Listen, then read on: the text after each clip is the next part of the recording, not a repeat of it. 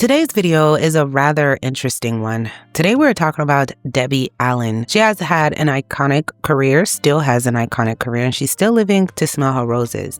But there are a lot of things that raise eyebrows. We're going to talk about all of that, but also highlight her career, her success in the industry through decades, and just the tremendous amount of respect that she has received amongst her peers and fans alike. But before we get into this video, first, hey friend, welcome to my channel, karinealourde, where we deep dive and break down the most iconic stars through history. Please be sure to like and subscribe and turn on your notification bell so you never miss an upload. Now, without further ado, let's get into this video. Let's start first with her childhood. So she was born Deborah K. Allen on January 16th, 1950 in Houston, Texas. She was the third child of Pulitzer Prize winning poet Vivian Ayers and dentist Arthur Allen. She does have a famous sister, Phylicia Rashad, who I did a video for, and that video is pinned in the comments and in the end cards as well. Despite the potential for sibling rivalry, Phylicia Rashad and Debbie Allen have maintained a supportive and loving relationship throughout their lives and careers. Both sisters have consistently supported each other's careers. Phylicia Rashad has expressed her admiration for Debbie Allen, stating, "I am probably Debbie's most ardent admirer, and she undoubtedly is mine." This mutual respect has been a cornerstone of their relationship. Rashad even helped Allen secure her first significant role by recommending her for a part in Raisin in the Sun when she couldn't take it due to pregnancy. Tonight on Friday Night Videos, your hosts are television's most popular sisters, Phylicia Rashad of The Cosby Show and Debbie Allen of fame. Hi, Mom. Hey, girl. Hey, girl, what are you wearing? I'm wearing yellow. What are you wearing? I'm looking at you. What are you, yellow what? Don't try it. I'm in suede and silk. I know Bill Cosby paid for it. Don't Don't try it. start with me this morning. Don't you start with me this morning. I have a job. I can buy my own clothes. Just Thank you. because you're on network television and I'm on syndicated, don't you be uppity with me. Hey, what is this the relationship most of the time, girls? All the time. All the time. Oh, yeah, Phylicia and I, we're best friends. It's great. I'm so proud of her. I'm so happy she's, getting this break. She's always been the greatest. I've always kind of measured myself by Phylicia. She always did things first. She was at Howard University. She won all the awards. She got to New York first. She did everything first and kind of warmed things up for me. So I'm just so happy for her. Phylicia, baby, why are you calling Phylicia? Listen, okay, your name is Phylicia. Listen, I've lived through Ed, Allen, and Rashad. Don't tell me how to pronounce Phylicia. It's Phylicia. Phylicia. Where did you get Phylicia. Lish from if it's Phylicia? Because Lish rhymes with fish, and that's what you used to like to eat. Shut up, I'm talking right now. Silly. How does it feel, darling? I mean, let's pretend that I'm the Joan Rivers. So no, I'm doing her show. Can we talk? I mean, what is it like to be on the #1 network show? I mean, I'm on the #1 syndicated network show, and don't you say a word. Fame is still running, honey. 6 years, we're doing fine. It is running. We got canceled, but you are #1, baby. In your time slot. On your day. Yes. You see, at least they can sing the I can't talk. The theme song from your... Yes. We have a hit theme song. You keep saying that. Well, you sing the song to your show. How does Yeah. Yeah, we had a big rivalry. We had a real big rivalry. You sure did. My feet were smaller than Phylicia, and she hated me. Yeah, but you always wore my socks. See? Yeah. But you always wore my socks. See, I get up in the morning, couldn't find my socks. I used to wear your clothes. That's right. I used to. And sneak and do it. That's true. And used to try to read. But I did. Just to try, when we did What? back to school shopping, you used to try to talk about me because I would buy accessories. I would buy these belts and things, and you would make fun of me. And then I'd look up and you'd have them. Because I would go and buy clothes. Daddy gave us money to go buy. Yeah, but you were smaller than I was. You could wear my accessories, but I couldn't wear your clothes. That's true. I didn't like that. But I kept, getting your blouses and bring them back before you got back from school. I didn't like that either. I know, but it's all right now. You don't mind it now. I can wear all your clothes now. In fact, I should come over to your closet and raid because then you ain't fitting into none of your drag right through here. So Debbie began dancing at just 3 years old, and by the time she turned 4, she was determined to become a professional performer. Her parents recognized her passion and enrolled her in dance classes when she was 5. And in 1957, Debbie's parents divorced, and her mother, Vivian, became the main caregiver for her and her siblings. Vivian placed a strong emphasis on creativity and independence. She encouraged her children to complete writing assignments and assign them household chores to help them grow. Vivian Ayers Allen was among those celebrated as a hidden figure of the Apollo 11 mission. Her famed long-form poem, Hawk, which drew parallels between spaceflight and the earthly quest for freedom, earned her recognition from NASA. Both Allen and Rashad credit their mother, who as of this video is 101 years old and aged really, really well, with instilling in them a love and appreciation for the arts. Rashad fondly recalled her mother's dedication, saying, "As a child, it was amazing to have my mother and somewhat disconcerting at times because she wasn't like other mothers. Other mothers didn't get up at 3 o'clock in the morning to write. My mother did every day." Vivian Ayers Allen influence extended beyond her writing routine. Rashad explained, and I quote, "It was my mother who gave us a real appreciation for art and literature as living things, not just as something hung on the wall or placed on the shelf. An appreciation for ideas and the power of thought and human intention." Vivian also believed in exploring new experiences. For instance, when racial issues was a big deal in America in 1960, she decided to move the family to Mexico despite not knowing anyone there or speaking Spanish, just to kind of give them a better opportunity to see that, hey, in other parts of the world, you don't have to be treated a certain way for being Black. So Debbie later reflected she was looking for another level of experience. I respect that. Instead of being in the house, we spent most of our time in the playgrounds, at the zoo, and at the museum. The museum was our playland. We never tore up anything because we always had a respect for art. Growth and self-development could never end. Questioning could never end. Discovery could never end. And living with Mother means that I'll live forever and she will too. It's a whole human being here. Oh yes, she's definitely my mother. She always has been since I've been here. But there's so much more to her than just my mother. There's just so much more to her than that.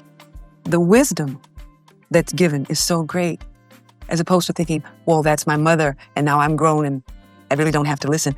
There's a whole human being here who stands on her own, always has. And because you taught me those things, not from what you said, but because of the way we lived, I have been able to move in life. Mom, You better run your makeup.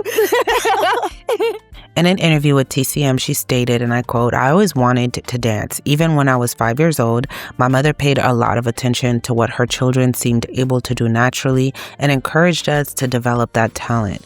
I always believed that I could do what I am doing now, that I should be on Broadway. I never felt any limitations as a child." After nearly 2 years in Mexico, they returned to Texas at 12. Debbie auditioned for the Houston Ballet School. Although she performed well enough to gain admission, she was initially denied entry due to her race. But fortunately, a Russian instructor who witnessed her talent secretly enrolled her. And by the time the admission office found out, they were so impressed with her skills that they allowed her to stay.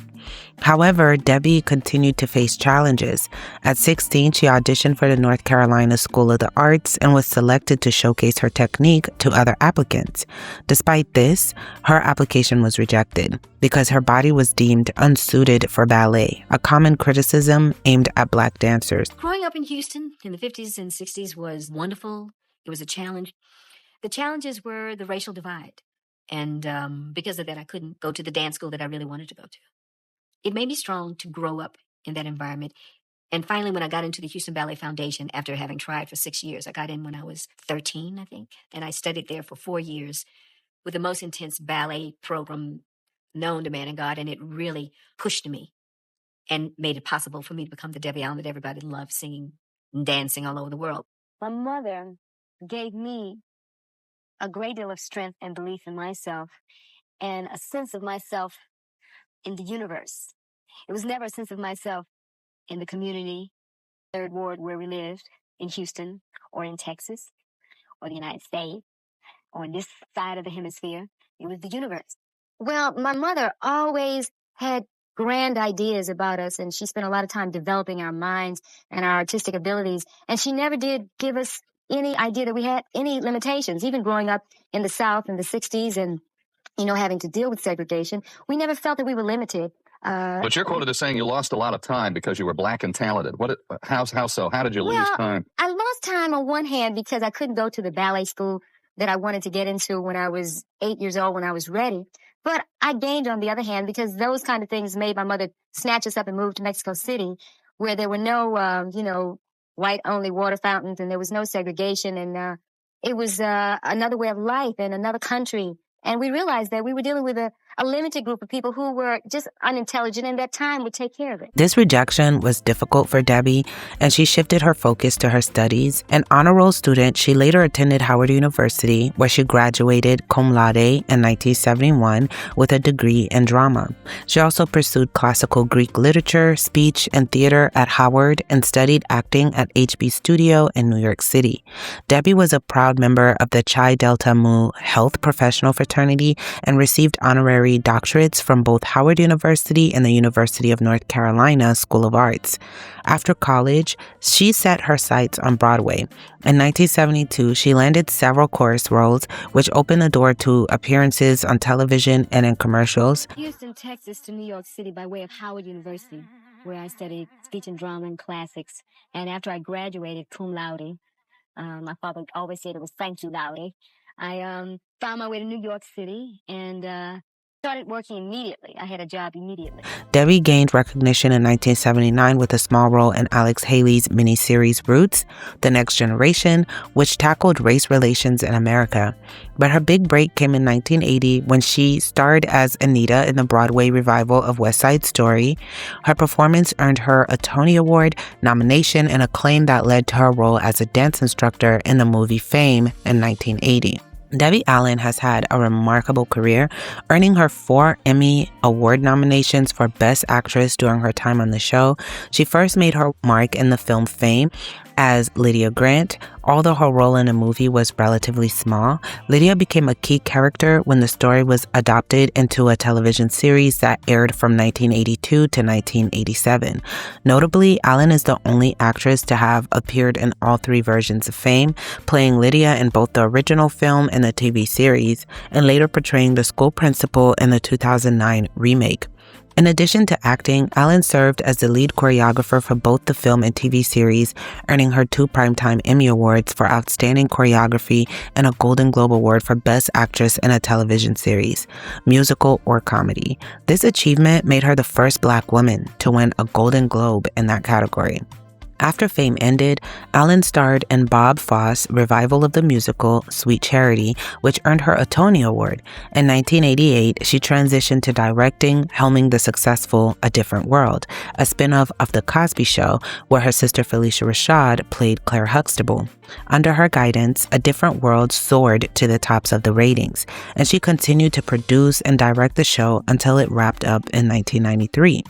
While Allen had had a successful career, she also faced some controversies. One notable incident involved accusations of favoritism on the set of A Different World, with claims that her personal relationships influenced casting decisions and who got to stay and who got to be let go. There have also been a lot of blind items about her alleged personal life, including allegations of past romantic relationships with several notable actresses like Jasmine Guy, Halle Berry, and Jada Pinkett, which I have done videos for all 3 women. It was alleged that Jasmine Guy was a frequent guest on Debbie's casting couch and that Halle Berry was her favorite in bed. However, these claims remain just a Hollywood rumor, okay?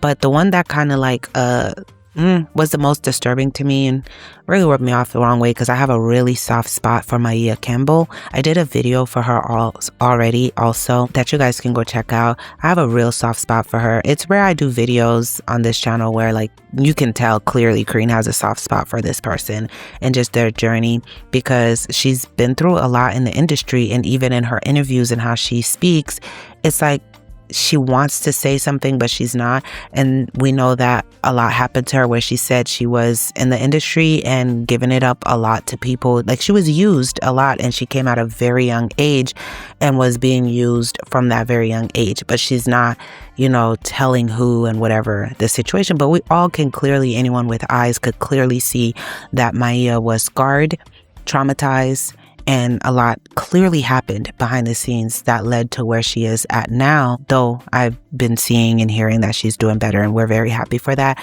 But it was kind of disturbing to be scrolling through these blind items and, Lipstick Alley, Cora, and all of those, and then seeing many people just casually bring up that Maia Campbell was one of the people that Debbie Allen kind of had a situation with. I was like, guys, don't casually talk about this, as you guys can see on the screen, saying that the mother at the time, put her daughter in this situation. And, she was starring in the show In the House, where Debbie Allen also starred in as well. So that one was kind of like disturbing to me. The other ones, I'm like, but I'm like, hey, I don't know. Okay. So with that being said, again, as we said, these are just claims, just Hollywood rumors that you'll find on like sites, blind item sites, which are sites where people in the industry want to put something out, but they don't necessarily want to remain anonymous. So they do that. They have several blind item sites. You can just go look that up for yourself. And you have the typical Lipstick Alley and Quora and Reddit, which is like available to everybody, where people just kind of speak industry secrets that they hear or whatever, So you can't always say those are facts. So I just want to lead with that, okay? And these rumors may come from the fact that Debbie did have a lot of haters during her prime because she held so much power in the industry by directing so many hit shows and often being the only female director on set. And of course, being a Black one at that. So they could have just been masculinizing her out of sheer envy or, it's Hollywood. The truth is often stranger than fiction, but you guys can comment below what your thoughts are. And with Hollywood, I don't know what to believe, okay? But beyond her acting and directing, Allen has released 2 solo albums, Sweet Charity and Special Look, and she choreographed the Academy Award, better known as the Oscars, for a decade. She choreographed the Academy Awards for like 10 years. She has a lot of clout and connection in the industry. She starred in the NBC sitcom In the House, which ran from 5 seasons, and co-produced the 1997 film Amistad, earning a Producers Guild of America award.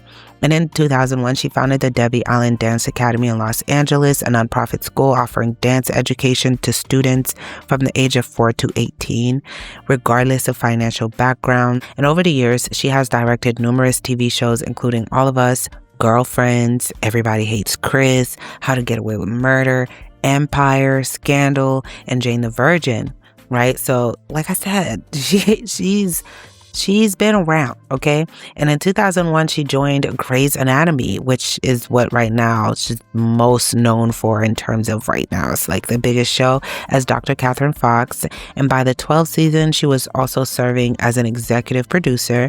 More recently, in 2020, she directed the musical film Christmas on the Square, featuring Dolly Parton for Netflix. With her success, she would have men try to humble her. She developed an assertive demeanor when in work mode. How I became a director on Famous, most of the directors didn't know how to shoot dance. So they would go home and I would shoot the numbers for them. I would write out notes to help the directors. But I remember this director one day, he actually patted me on my butt and said, "Don't you worry your little self about what the shots are." Honey, by the time I got through sassing him, I was saying action and cut that day. He knew not to mess with me, smacking me on my butt. Child, please. I'm a boss because I'm in charge of people, meaning that I can make decisions and I can hire people, bring people in, let people go. I can make some rules. I can break rules. That's what bosses do. Women are born to go through so much. We make great producers because we can take the pain and the criticism. And I don't think we have the ego because we're used to children talking back. We're used to, going through crap.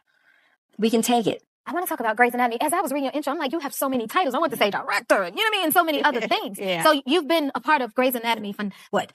It's been 19 seasons? Well, I came in season 7 when I started directing, and I was having such a good time. And Shonda Rhimes realized that I brought an energy to the set. I mean, Patrick Dempsey was running around kicking, talking about fame. And people were laughing, and we got out early. We had a good time. So then it was just a few years later that she asked me to become the executive producing director. And then I became the person in charge of hiring all the directors and working so closely with our showrunner, Miss Krista Vernoff, who's brilliant, and hiring a crew and the first women to hire 50% female directors. And this was before the Me Too of it all. This was because as a young woman, I was always on by myself. There was no one to look up to. Right. There was no other woman in the room. And I said, it's time. When you get there, if you can do anything, is you can bring people with you. Right. How about that? And you do that. Yeah. You do that. She does that for the babies and all. Yeah. That is amazing. 3 years ago, I was in the rainforest in Cuba watching a religious ceremony, trying to be quiet. And this woman came down on a bike. She saw me and she screamed. And I screamed. She said, "You're Catherine Fox." I'm like, in the rainforest in Cuba? Really? That was amazing. But it just speaks to the footprint of that show and how we have, engaged people. We have had so many thousands and hundreds of thousands of young women that have become doctors and people that go into the medical profession because of that show and people that learn about what their medical challenges are. Mm-hmm. It's a show that is juicy and has great stories, but we're also giving them some real, true information. And on the personal front, Allen was first married to Winfred Wilford from 1975 until their divorce in 1983. She has been happily married to Norm Nixon for over 40 years. When asked about the secret to their lasting relationship, she shared, and I quote, "I think our relationship has always been born on friendship and commonality in terms of things that we both like. They enjoy reading, going to the movies, traveling, and cherishing their family."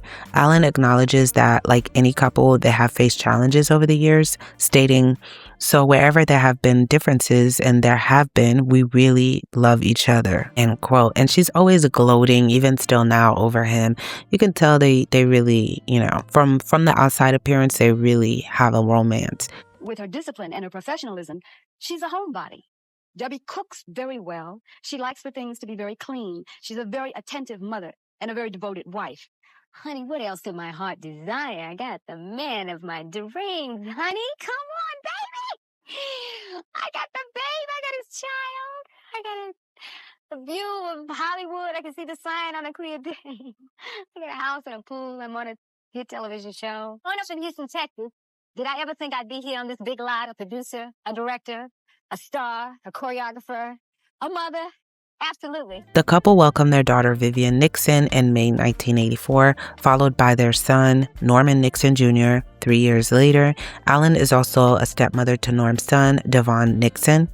And to wrap this up in a bow, Debbie Allen has aged very gracefully. Her and Felicia Rashad, their mom, just very gracefully. She is known for her youthful appearance, which she attributes to a healthy diet, regular exercise, adequate sleep, and effective stress management. She stays active through activities like dancing, yoga, and hiking, and prioritizes mental well-being by spending time with loved ones and doing what she enjoys. And she is a very beautiful woman throughout. They just aging very, very beautifully. This is all I have for this video. Comment below your thoughts. I'm curious to see what you guys think, and comment below who else would you guys like me to do a video for. Check out my Felicia Rashad video if you haven't, which this video is kind of like a continuation unto the sisters. And then also check out my Jada Pinkett video, Halle Berry, Maia Campbell, Jasmine Guy. I did videos for all of them. I'll put them in the end cards for you guys to throughout the video that you guys can go check out those videos if you haven't already. I love you guys so much. Thank you for tuning in. I will see you in the next one.